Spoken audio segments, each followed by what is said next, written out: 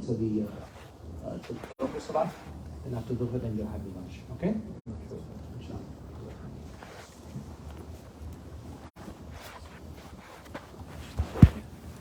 Alhamdulillah, nahmaduhu wa nasta'inuhu wa nastaghfiruhu wa nu'minu bihi wa natawakkalu alayhi wa na'udhu billahi min shururi anfusina wa min sayyiati a'malina. من يهده الله فلا مضل له ومن يضلله فلا هادي له ونشهد أن لا إله إلا الله وحده لا شريك له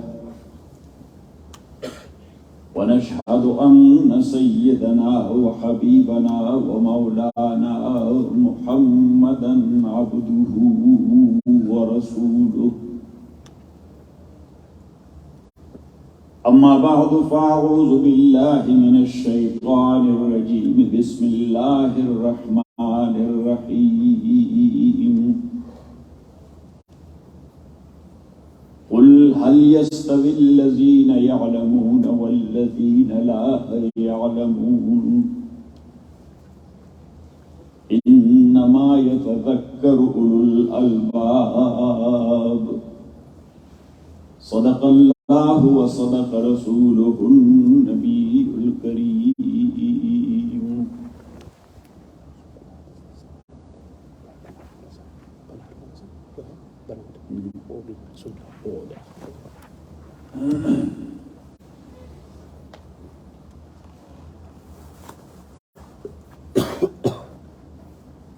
Distinguished ulama, my dear respected brothers and sisters, the students of Quran and Sunnah, the student of this respected madrasa, Rihalatul Ulum, Allah subhanahu wa ta'ala blessed me with this opportunity that I came here to Philadelphia to see you, the students of Quran and Sunnah and the students of Deen. A great alim of Arabian world who passed away last week, Allama Yusuf al-Qarzawi rahimahullah. I was there in Qatar. He invited me. So I went to his maktaba and his office. I got lunch with Shaykh rahimahullah. His maktaba was in the second story and second floor. Later on when I was leaving, so he was accompanying me to my car. He had some problem in his knees. I said, Sheikh, you should stay here. So he said, La, at-tashyi'u min sunnati Rasulillah sallallahu alayhi wa sallam. To say bye-bye to the guest and to give him a company until his ride, that is sunnah of Rasulullah sallallahu alayhi wa sallam. His wording was, وَخَاصَةً تَشِيعُ الْعُلَمَاء, and especially to do this with the ulama of deen. So I said, Shaykh, لَسْتُ بِعَالِمٍ إِنَّمَا أَنَا طَالِبُ الْقُرْآنِ وَالسُّنَّةِ. I am not a alim, I am a student of Quran and Sunnah. فَضَحِكَ وَتَبَسَّمَ وقال فإذا هذا التشيع واجب. So he said, now this tashyi' is wajib, not sunnah. So I said, Shaykh, why? He said, Rasulullah sallallahu alayhi wa sallam says, وَإِنَّ الْمَلَائِكَةَ لَتَزَغُ أَجْنِحَتَهَا رِضًا لِطَالِبِ الْعِلْمِ. That the angels of Allah subhanahu wa ta'ala, they are flooring their wings for the students of Quran and Sunnah. That's your status. That's your high position in the eyes of Allah subhanahu wa ta'ala. That when you are coming for dars or you are going back, the angels of Allah subhanahu wa ta'ala is saluting you. Don't take it light. This status has not been given to the kings and to the khulafa. And to say, with due respect, not to the ulama even. But that is the case of the students of Quran and Sunnah. Even though if he is a student of Nazira, Mawlana Mikail Sahib is a long-time friend of mine. He is making very good jokes. Yes. So, I was asking him that, Mawlana Mikail Sahib, what you are teaching now? So he said that I am teaching actually the matan of Jalalain. So I recalled my mind. One of the ulama here, he is the student of the son of my three mashayikh.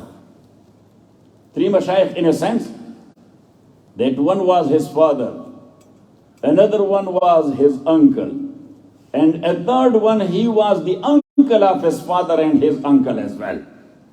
Mawlana Mufti Razaul Haq Sahab of Darul Zakaria in South Africa. So, I recalled my mind that once we had in our masjid a very old man. He had learned only salat very difficultly. And praying his salat with Alhamdulillah Rabbil Alameen and Qul Huwallahu Ahad, nothing else. But he used to have a big turban, a big beard, a long dasha, having a stick, here the tasbih. People, they were thinking that he is a great scholar. Maybe he is the Hafiz of Bukhari and Muslim. Or maybe he is the Imam Hakim of this time. So once he said to our Sheikh, that Sheikh, people think like this, while I do not know anything. Some of them, they ask me that you are here with Sheikh, what you are studying. So if I will tell them that I am learning Quran Kareem Nazira, so that will put me too much down in their eyes. So what should I tell them? So Shaykh Rahmatullah Alayh, he told him, you should tell them that I am studying the Matan of Bayzawi. Bayzawi is Tafsir. And Tafsir is, of course, the interpretation of a Matan, and that Matan is Holy Quran. So Mawlana Mikail Sahib said the same, that I am teaching here the Matan of Jalalain. So anyhow, my dear respected brothers and sisters in Islam and dear and respected students, so your status is too much high. And sometime I do make a joke. One of our friend, Tariq Jan, he was with me there in Pakistan. So, in Darul Haqqaniya, which is my mother ilmi, so there I made a joke that all tulaba of Quran and Sunnah, they are awliyaullah. All students of Quran and Sunnah, they are awliyaullah. Say, awliyaullah. I say, why? Because a wali, or a brief or concise definition of a wali is the one who said bye-bye to dunya for the sake of Allah subhanahu wa ta'ala. There is nothing else more than that as far as a wali is concerned. And you, the students, you can earn some dollars somewhere working in 7-Eleven, or somewhere in gas station, or 99 cents, or something like that. You don't do that. You said bye-bye to that, and you came to Darul Uloom to study Quran and Sunnah. So that is the definition of Waliullah. Allah, inna awliya Allah, la khawfun alayhim wa la hum yahzanun. As you know, my dear respected brothers and sisters, that people are asking, Shaykh Baghdadi rahmatullahi alayh, somebody asked him that, Shaykh, how you became a wali of Allah subhanahu wa ta'ala. So he said this is a misconception. Who told you that I am a wali of Allah? I never said it, that I am a wali of Allah. A wali of Allah, he will never claim that I am a wali. A proper alim of Quran and Sunnah will never claim that he is a alim. Always he will say that I am a student of Quran and Sunnah. May Allah subhanahu wa ta'ala keep a student until our last moment. Ameen. Say Ameen. Ameen. Because the moment when you will claim that I am a alim, so Allah subhanahu wa ta'ala will close the door of further more ilm on you. Because when you claim that you are a alim, it means that you approach the peak. So what else you will do? Now there will be your fall down. Our Shaykh Rahmatullahi alayh, the uncle of the father of Mufti Ridha al-Aqsa, he never said that I am a alim, and he was telling us don't say that. Even a student of him, when he was visiting him, he was introducing him to his fellows, so he used to say, this is our friend, he was our companion here in Dars. He was our colleague here in Dars. So he said, Shaykh, actually for a student, you to say that this is my student, that's a pride for him. And he is looking for that word to come out of your mouth. He said, I will never say that.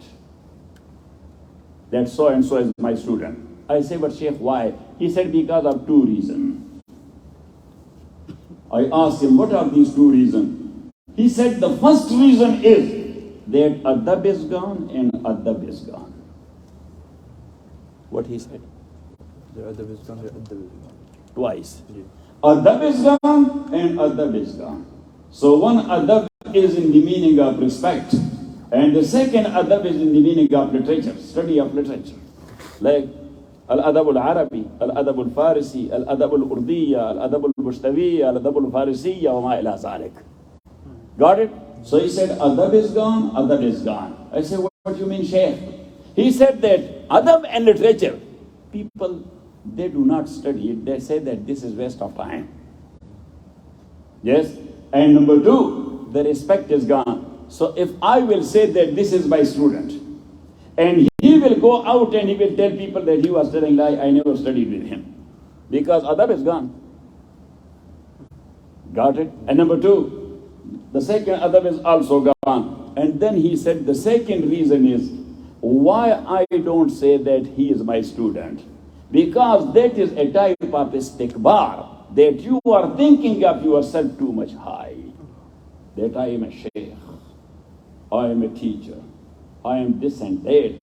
And the moment you will utter it, Satan will follow you. That now he is very easy to be kicked. And when Satan will kick you, so the way he has been kicked out of Jannah, if not to that level, but at least close to that, he will give you a kick. So may Allah subhanahu wa ta'ala protect all of us from the kick of Satan. Say Ameen. Ameen. So my dear respected brothers and sisters in Islam and dear and respected students, you are the beloved of Allah because you have been selected by Allah subhanahu wa ta'ala to study the deen of Allah. So, because as you know, that I don't know that what you people are studying in Ilmul Aqaid nowadays in madrasas. Because when I go back to Pakistan and I do ask in madrasa and I'm giving dars there and I do ask the students that in such and such book that has been written. So the book is included in Nisab, they say, turned out. Then I refer to another fund. I said, this book. So they said, kicked out. So I said, then what you are studying then? If this is kicked out and that is kicked out and that is kicked out. So I don't know that what here you are studying in Ilmul Kalam, but anyhow, even if that is Al-Aqaid al-Nasafiyya or Al-Aqaid al-Tahawiyya or Al-Aqaid al-Ghazaliyya, because in Al-Aqaid, these three small books are very famous. Number one, Al-Aqaid lil-Imam al-Ghazali. Number two, Al-Aqaid lil-Imam al-Tahawi. And number three, Al-Aqaid lil-Imam al-Nasafi. Got it? So, sometime back, Sharh al-Aqaid al-Nasafiyya was included in our nisab. Now I don't know that is or that is not. That is, alhamdulillah. So anyhow, in Ilmul Aqaid, what has been discussed and debated? The Aqaid, the faiths and the beliefs. And the basic faith in Islam is faith in Allah subhanahu wa ta'ala. And the ma'rifah of Allah subhanahu wa ta'ala is matloob and meant, but that is such a subject that nobody can approach its peak. Everybody will be knowing a little bit about Allah subhanahu wa ta'ala. مَا عَرَفْنَاكَ حَقَّ مَعْرِفَتِكَ وَمَا عَبَدْنَاكَ حَقَّ عِبَادَتِكَ. The Abideen and the Zuhad, when they are worshipping Allah day and night, still they do admit and utter that Allah subhanahu wa ta'ala, we have not known you the way you are deserving to be known. And we have not worshipped you the way you are deserving to be worshipped. And Sayyidina Abu Bakr Siddiq, Raziyallahu ta'ala an, who is أفضل الخلائق بعد الأنبياء وأرحم أمتي بأمتي, Abu Bakr Raziyallahu ta'ala an, Prophet sallallahu alayhi wa sallam titled him. And he is the أفضل الخلائق after Anbiya عليهم الصلوات والتسليمات, the much more Abid, are the very big Abid of Allah subhanahu wa ta'ala after Anbiya. But still, when he was making dua, he was saying, Ya man ghayatu ma'rifatihi al-qusuru an ma'rifatihi. Oh, that entity or that Zat, whose utmost knowledge about him is, or utmost ma'rifah of him is, that a person has to admit that we couldn't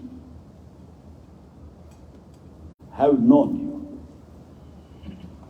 But this ma'rifat is meant. And when you cannot approach it, speak, still you are trying to, so it will create ranks. It will produce darajat. So there will be a'arif to this level, a'arif to this level, a'arif to this level. And وَأَعْرَفُ النَّاسِ لِرَبِّي عَزَّ وَجَلَّ هُوَ النَّبِيُّ صَلَّى اللَّهُ عَلَيْهِ وَسَلَّمَ. And the level you will know Allah, to the same level you will worship Allah subhanahu wa ta'ala. The level you will know Allah, so through the same level you will be having the fear of Allah subhanahu wa ta'ala. And the level you have the fear of Allah, you would be considered a alim to that level. Rasulullah sallallahu alayhi wa sallam says in a hadith, Rasul hikmati makhafatullah. Rasul hikmah, makhafatullah. Now Ras, little meaning is head. Yes, but here, that is either the fountainhead or that is the ending head. Mean that point where from you start, that point where you approach and you arrive. So Rasul Hikmati Makhafatullah, it means that hikmah or wisdom, and actually wisdom is meant from ilm. Imam Abu Hanifa rahmatullahi alayhi, Qazi Abu Yusuf, he asked him that, Imam, mal ilm? What is ilm? What is knowledge? So Imam rahmatullahi alayhi, he said, Fahmul lafzi wal ma'na. Fahmul lafz wal ma'na. To know the lafz and to know the meaning. That is ilm. That is ilm. So then he asked him, Wamal fiqh? What is fiqh? So Imam rahmatullahi alayhi, he told him, Fahmu murad al-mutakallim. Fahmu murad al-mutakallim. What the mutakallim has meant with the words he has uttered and he has spoken. If you will approach that maqsad and murad of mutakallim, so you have become, and that what Imam rahmatullahi alayhi, he tried in his fiqh. The basic difference in the fiqh of Imam and fiqh of Jumhur rahimahumullah is that Jumhur, they are going by text or literal meaning of text. And Imam rahmatullahi alayhi, he is diving like a diver in the ocean, and then he is trying to bring out some pearl there from that habit. or some choral there from that have it. That what the murad of mutakallim is. He is trying to find out that what is the murad of Allah subhanahu wa ta'ala in this ayah, or what is the murad of Rasulullah sallallahu alayhi wa sallam in this hadith. So I said that fiqh is fahm murad al-mutakallim. So then Imam Abu Yusuf rahimahullah, he asked, وَكَيْفَ مَا يَصِيرُ الرَّجُلُ عَالِمًا? How a person will become a alim? So Imam rahmatullahi alayhi says, بِتَعَلُّمِهِ عَنِ الْمَشَايِخِ وَبِتَدَرُّسِهِ الْكُتُبِ. When he will be learning and studying under ulama, and he will be studying books there in the library and the maktaba, he is a studious guy, so thus he will become alim. So then he asked him, وَبِمَاذَا يَسِيرُ هُوَ فَقِيهًا? How he will become a faqih? So Imam rahmatullahi alayhi says, بِعَمَلِهِ بِمَا قَدْ عَلِمَهُ. What he has learned, what he has understood, when he will practice it, so he is the faqih of that masala. As you know, that if you will memorize the book of driving, yes, from A to Z, because driving has a book or not? Say, inshallah, Maulana Mikail Sahab said that lunch is available. I know that, yes, you have not eaten anything since early in the morning, so maybe you don't have the energy. Yes, but whatever energy you have to spend it, consume it, yes, to be ready for the lunch. Got it? So, for driving, the DMV is giving a book or not? Yes. You are studying it. Yes. And then you are getting tested. Yes. Yes. But if you memorize the whole book and you received marks 100%, but as long as you have not practiced that book by driving a car, would you be considered a driver? No. The government will allow you to drive a car? No. Never. Same is the case of every professional knowledge. As long as you have not practiced, like a doctor, he memorized all the books of MD and medicine or even surgery from A to Z, like a Hafiz who has memorized Quran from Alhamdu to An-Nas. Got it? But he is not doing clinic. Or he has never done clinic. So will be there any crazy man to go to him to do a surgery? No. Why? Because he is not practical. Same is the case of a alim. If he is not practical, he could not be considered a alim. Otherwise, you don't memorize those many things as our computer or this small telephone. I don't have it. Yes. Maulana Mikail Sahab, he was telling me, I will give you one telephone. I said, I don't want it. Yeah, and maybe I am the only one in America who does not have the telephone. Yes, and that's why you will be thinking about me that what a crazy mullah I am. Yes, that in this era, he does not have the telephone.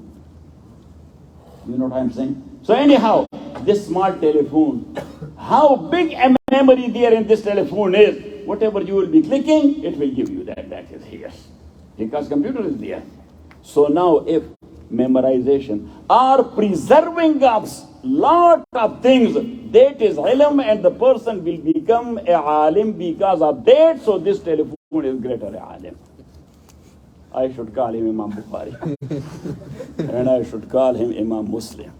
And I have to call him Hafiz ibn Ashar Asqalani, or Imam Zahabi, or Hafiz ibn Qadama, and just name everybody, or even Angelina Jolie.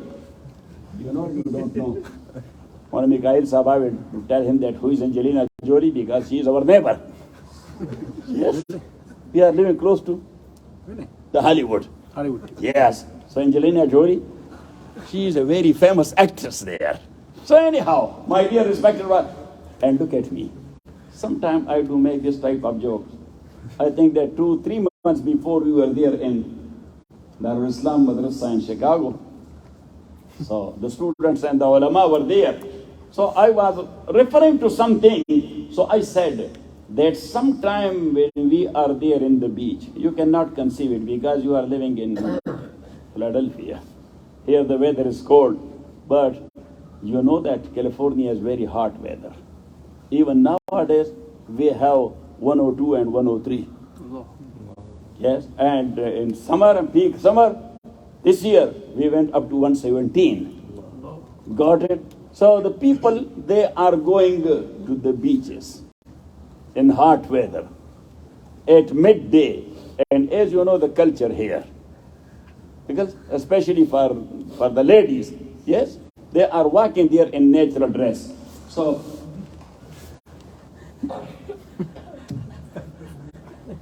you have to focus on words. Yeah. Don't focus on anything else, only words. Don't go ahead. Because proceeding further, that is crossing the red line. Or the red light. Don't cross the red light. So I said there that when sometime we are on beach, so there the ulama, they were looking at one another. That what a mullah we got involved with. That he is going to beach also, where the naked ladies and girls are roaming around here and there. Yes? So I caused them a suspense. I gave it a pause that let them think. Yes? So for 1 or 2 minutes, they were thinking I was doing like this. And maybe they were thinking that now he is in that imagination. Yes? And then after 2 minutes, I said, that is after 12 o'clock at night, when nobody is there on the beach. Because sometime after that, 12 o'clock at night, I said to the brothers that let's go to the beach. So at that time, you go and we, yes, run there and they are playing and things like that. So anyhow, my dear respected brothers and sisters in Islam, Shaykh Junaid Baghdadi, rahimahullah, somebody asked him that, Shaykh, how you became a wali? He said, who told you that I am a wali of Allah? I never claimed it. He said that people say that he is a great wali. So he said, then you should ask the people. Because I don't know it, so you should ask them that how you call him a wali. Yes, now the guy, he noticed, or he understood the bottom line, that what Shaykh mean. He said, no. Actually, I am asking, بِمَاذَا يَسِيرُ الرَّجُلُ وَلِيَّ اللَّهِ. How a Muslim will become the friend of Allah subhanahu wa ta'ala or waliyullah. So Imam Junaid Baghdadi rahmatullah alayh, he said, Al-ana sahahta su'al.